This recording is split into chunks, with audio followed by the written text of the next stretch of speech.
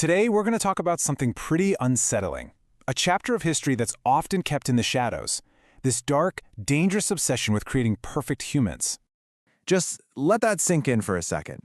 Imagine living in a world where your basic right to have a family, or even just to be, was judged on how you look or how smart someone thinks you are.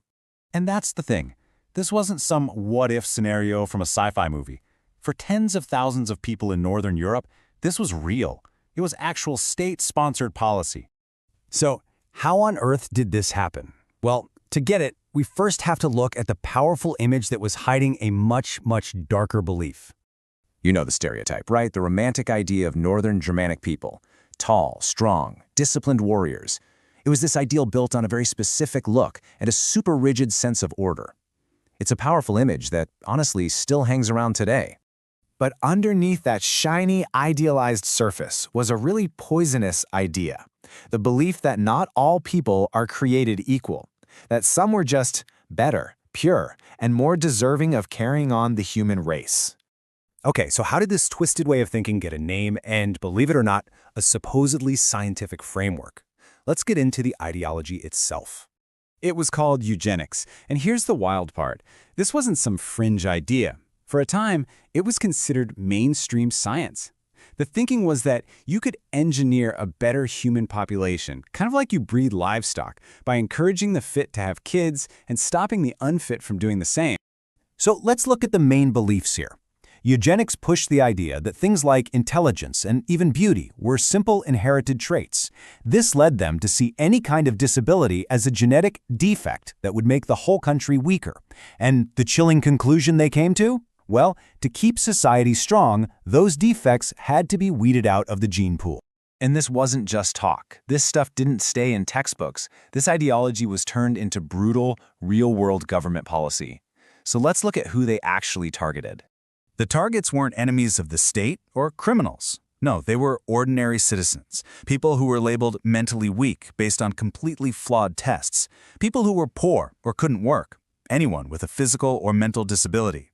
They were seen as a threat to the nation's purity just for being who they were. And the scale of this is just horrifying. In countries that we now see as these progressive models, places like Sweden and Norway, we're talking tens of thousands of people were forcibly sterilized. They were robbed of their right to have children, a lot of the time without even knowing it was happening. And check out this timeline. You'd think these ideas would have died with Nazi Germany, right? But you'd be wrong. These programs started in the 1930s, and they kept going, quietly, for decades after World War II. It wasn't until the 1970s, the 70s, that these laws finally started coming off the books after countless lives were just ruined. So the huge question is, how could something so awful be justified in modern, civilized nations? The answer is deeply unsettling. It was all done under the cloak of science. They used completely biased statistics to try and prove that poverty and crime were inherited. They relied on these debunked racial theories about certain groups being superior, and they made these huge genetic claims that had absolutely no basis in reality. At the end of the day, this wasn't some good faith effort that went horribly wrong. It was just plain old social prejudice dressed up in a lab coat to make it seem legitimate. And maybe the most shocking part of all is the silence that followed. For decades, this whole chapter of history was just swept under the rug. Many of the victims never even knew what was done to them, and the countries responsible have been incredibly slow to face this dark part of their own past. So why does any of this matter to us today? Why bring up this dark, uncomfortable history? Because it's a warning, a timeless and really urgent one. It's really easy to just point fingers and say, those people were evil. But it's a human story. It shows us the terrifying path we start down when we, as a society, begin to value some abstract idea of perfection more than we value every single individual person. It all starts with something that seems so simple, maybe even harmless, the idea that some kinds of beauty are just more valuable than others. And then it grows. It escalates to a point where we think a certain kind of intelligence gives some people permission to decide the fate of everyone else.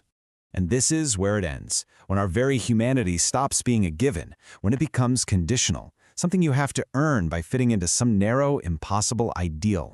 Because the ultimate danger isn't always the loud, obvious kind of hate. Sometimes it's the quiet, bureaucratic, scientifically justified belief that some people are simply not as important as others. And that's a lesson from history we really can't afford to forget.